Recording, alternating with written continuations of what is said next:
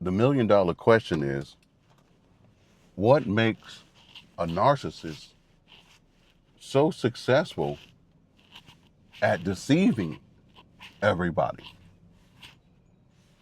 What makes them so successful? Because they put everybody against each other behind the scenes. Behind closed doors, nobody knows what's going on. So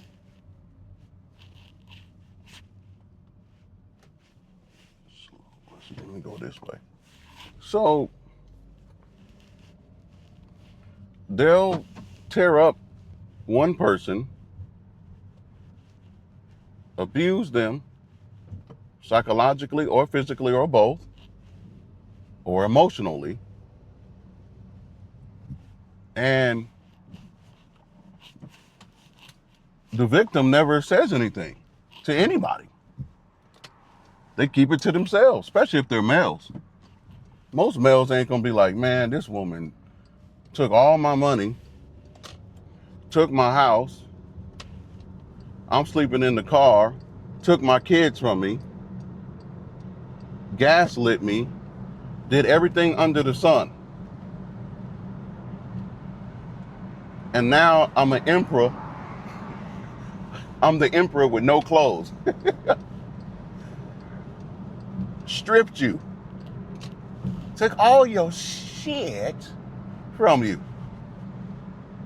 Most men ain't gonna be like, man, she cleaned my account. She took my kids and my truck and my car. That sounds like a country song. Oh man, I'm not laughing at y'all. Man, look, just look at it like this. I done been through it too. But this is how it works. This is how they get away with it. Nobody really talks to each other about things like this. So when that big divorce take place, family members is like, what happened? Most men is like, man, I don't want to talk about it. Because a lot of times the man will look at it like this. You know what? She was just a bad person. We shouldn't have hooked up. We shouldn't have got married.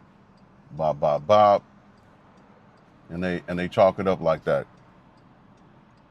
And at the end of the day, that's what happens. So nobody gets educated. Nobody knows what's going on. Nobody gets the details. Why? Because we're taught also to not share our business. Our business is our business. But you do have to talk to somebody, a close friend, a close relative. That's why I like I like YouTube. Because YouTube is a platform where you can be educated. Get educated if you ain't educated in a certain area. But this is how they get this is how they take advantage of people and not be on the radar. And then when you finally speak up, when it's finally up there in the forefront, the damage is already done. Because trust me, the narcissist, she already has key people that you associate with, whether it be family members or friends or both, where the die has already been cast. So if you did speak up on it late in the game, it's your word against the narcissist's word. And most likely, the narcissist already won before you even open your mouth. She triangulated, or he triangulated everybody that was in your circle. That's why it's important to make sure you have a tight-knit circle, real tight, right? Not a big circle, real tight.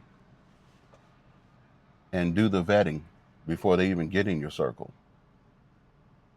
I'm a loner. I learned the hard way. I don't have people around me that I can't trust. Back in the ancient days, especially for a man, if you had people around you you couldn't trust, you can get your throat cut quick, fast, in a hurry. You can't. You back in the day, in the ancient days, you couldn't be stupid. You play stupid games, you get stupid prizes. Stupid was not an excuse back in the day, like it is today. That's no excuse. But this is one of the reasons why a narcissist, a lot of times, get away unscathed, because none of the victims really talk about it. They're too embarrassed. Even for me, when I finally did speak up about it, it was too late. The die has already been cast. My own family took her side and didn't take my side, not expecting to take my side blindly. But if I'm giving you facts, right, and she's giving you platitudes, she's not giving you facts, and I'm giving you receipts, then, you would think naturally they would see, okay, he got receipts. Okay, that makes sense. But it wasn't like that. Sometimes the narcissist too will pick certain people that ain't really on your side, even family members, that was never really on your side, that was just always against you, period, just for no reason. And they would side with them, talk behind your back. And like I said in my videos in the past, you wonder why your family members or friends is looking at you like they know something about you that you obviously don't know. You wonder why all of a sudden they treating you different. Or you're thinking to yourself, hey, something's off with so-and-so. Something ain't right, but you can't quite put your finger on it. A lot of times, you better believe it, the narcissist done already whispered in their ear. Especially if you're married, right? You're a guy and you're married to a woman, and that woman ain't supposed to be telling your family everything that's going on in your marriage. They shouldn't be in your bedroom. At least that's what I think. A successful marriage, you don't tell everybody your business.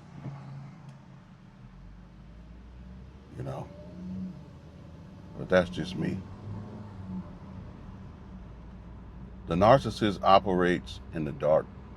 They will smile in your face, tell you how awesome you are in one moment, and then the other moment, you're the worst thing. You're the worst thing. They will manipulate you into doing things that you normally wouldn't do, and have you thinking it was your ideal when it was never your ideal.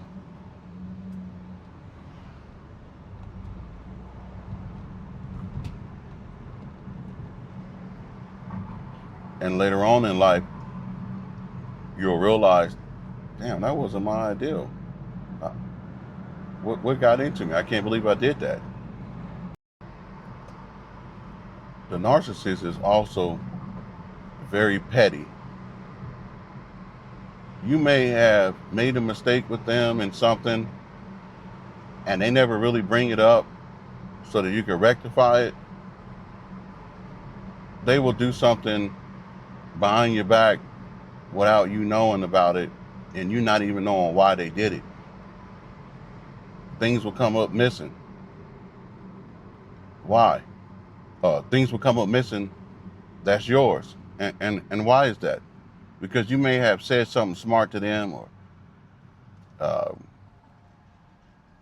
said something they didn't like or did something they didn't like, and instead of them speaking up on it, they just maybe take a ring of yours that your grandfather gave you, right? That meant something to him, and he wanted to give you an heirloom, obviously before he died, knowing that that ring is near and dear to your heart.